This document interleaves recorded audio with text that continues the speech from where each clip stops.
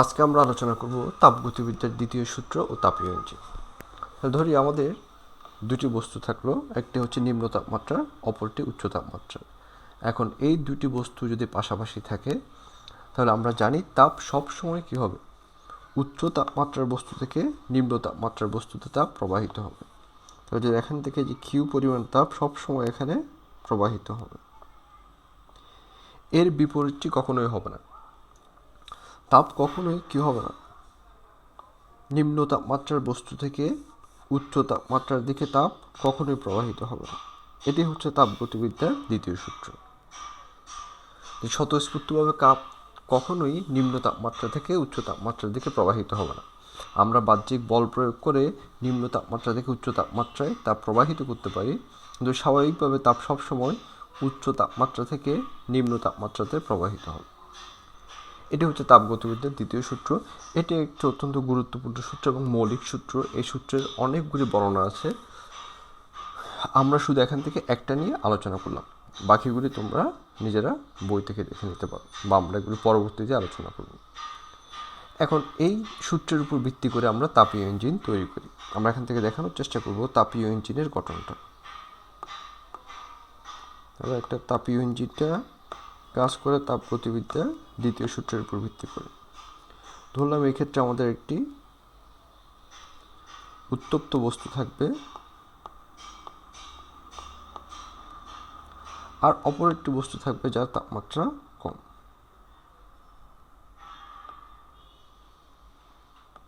তাহলে এটি হচ্ছে শীতল বস্তু। তাহলে এই উত্তপ্ত বস্তু আর শীতল বস্তুর মধ্যে যদি আমরা একটা সংযোগ দিই, তাহলে তাপ সবসময়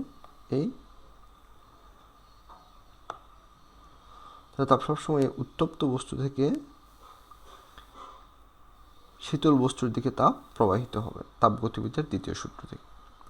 তাহলে ধরলাম আমরা উত্তপ্ত বস্তুর তাপমাত্রা হচ্ছে Q1 আর শীতল বস্তুতে তাপ আসবে হচ্ছে Q2 পরিমাণ, আর উত্তপ্ত বস্তুর তাপমাত্রা হচ্ছে T1 আর শীতল বস্তুর তাপমাত্রা হচ্ছে T2। এখন এই উত্তপ্ত বস্তু থেকে শীতল বস্তুতে যখন তাপ আসবে, এখান থেকে কিছু পরিমাণ তাপ কাজে রূপান্তরিত হবে। তাহলে আমরা এটাকে এভাবে দেখাতে পারি,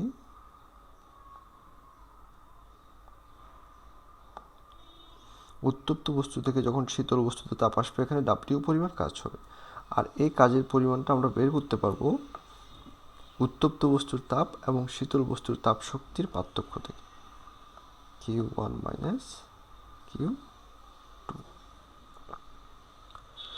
তো এইভাবে একটি তাপীয় ইঞ্জিন কাজ করে, যেখানে একটি উত্তপ্ত বস্তু থাকবে, একটি শীতল বস্তু থাকবে এবং তাপমাত্রার পার্থক্যের কারণে উত্তপ্ত বস্তু থেকে শীতল বস্তুতে সবসময় তাপ প্রবাহিত হবে, আর তাপ প্রবাহিত হলে এখানে কিছু পরিমাণ তাপ সাধিত হবে।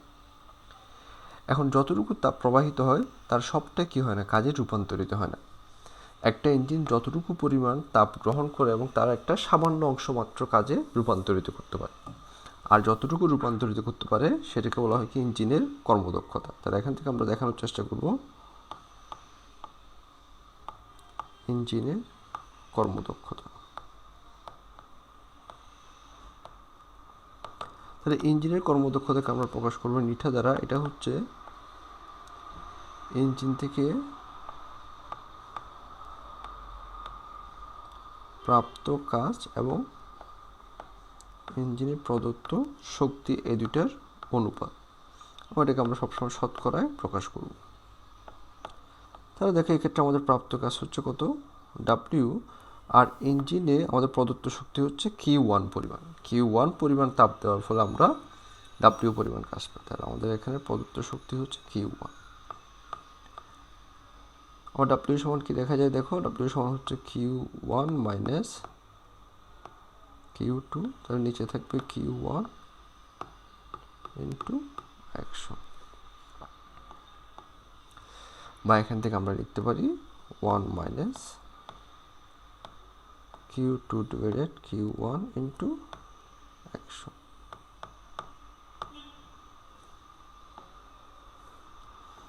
তাহলে এটাই হচ্ছে আমাদের ইঞ্জিনের কর্মদক্ষতা বের করার সূত্র। তাহলে এই সমীকরণ থেকে আমরা দেখতে পাই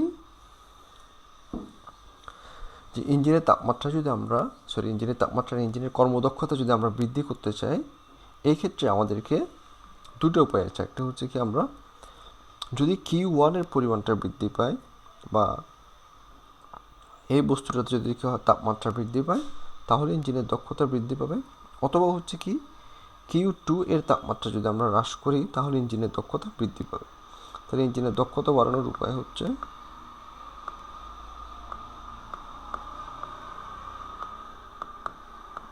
দক্ষতা বৃদ্ধির উপায়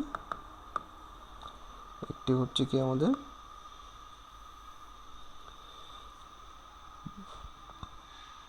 Q1 এর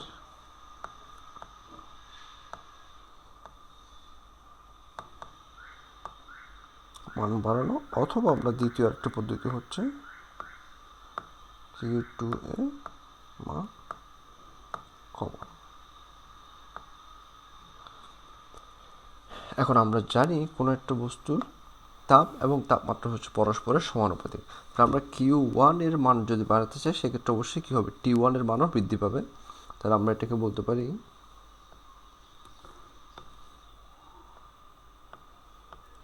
T1 এর মান বাড়ানো,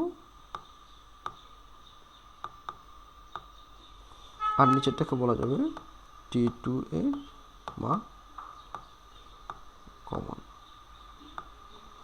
উল্লেখ্য, এখানে এই যে উত্তপ্ত প্রথম বস্তুটাকে বলা হয় ইঞ্জিনের তাপ উৎস, আর নিচের এটাকে যেখানে তাপমাত্রা কম থাকবে এটাকে বলা হয় তাপ গ্রাহক। তাহলে আমরা তাপ গ্রাহকের তাপ কমিয়ে অথবা তাপ উৎস এর তাপমাত্রা বাড়িয়ে একটি ইঞ্জিনের দক্ষতা বৃদ্ধি করতে পারি। তাহলে আমরা আজকে দেখলাম তাপগতিবিদ্যার দ্বিতীয় সূত্র কি, এবং সেই দ্বিতীয় সূত্র থেকে আমরা দেখানোর চেষ্টা করলাম কীভাবে একটি তাপীয় ইঞ্জিন তৈরি করা হয়, আর সেই তাপীয় ইঞ্জিনের কর্মদক্ষতা কীভাবে হিসাব করা হয়, আর কর্মদক্ষতা কীভাবে পরিবর্তন করা যায়।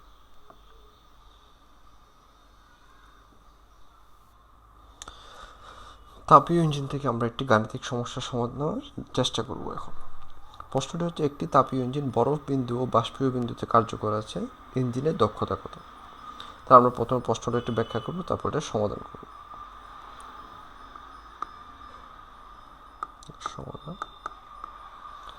তাহলে দেখো, বলা হচ্ছে কি, বরফ বিন্দু এবং বাষ্পীয় বিন্দুতে কার্যকর আছে। আমরা জানি তাপীয় ইঞ্জিনের দুটি অংশ থাকে, একটি হচ্ছে তার তাপ উৎস এবং অপরটি হচ্ছে তাপ গ্রাহক। তাহলে তাপ উৎসের তাপমাত্রা হচ্ছে বাষ্পীয় বিন্দু, আর গ্রাহকের তাপমাত্রা হচ্ছে তাপ বরফ বিন্দু। তার মানে উৎসের তাপমাত্রা আমরা এটাকে লিখি T1 সমান হচ্ছে, যেহেতু এটা বাষ্পীয় বিন্দু সেই জন্য এটা হবে